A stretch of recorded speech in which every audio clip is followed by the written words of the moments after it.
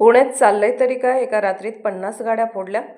पुण्यात चाललंय तरी काय, वाहन तोडफोडीचे सत्र सुरूच.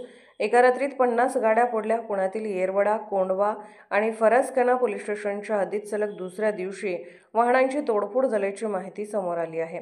अशातच काल रात्री पुन्हा शहरात 3 ठिकाणी आरोपींकडून गाड्यांची तोडफोड करण्यात आल्याची माहिती समोर आली आहे. येरवडा पोलीस स्टेशन हद्दीमध्ये लक्ष्मीनगर येथे वाहन तोडफोडीची घटना घडली. घटनास्थळी अज्ञात इसमांनी एकूण 20 ते 22 वाहनांची तोडफोड केल्याची माहिती मिळाली आहे.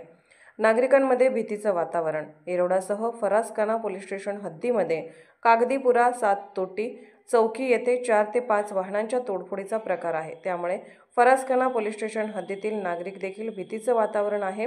वाहनांची तोडफोडीच्या या प्रकरणात एकूण 5 आरोपी अटकेत आहेत. पोलिसांकडून मिळालेल्या माहितीनुसार परवा रात्री देखील बेबीवाडी परिसरात देखील गाड्यांची तोडफोड झाली होती. त्यावेळी पोलिसांनी अंधी उर्फ निरंजन देवकर, अभिषेक पांढरे, गणराज सुनील ठाकर अशा 3 आरोपींना अटक केली होती. कोयता घेऊन दहशत.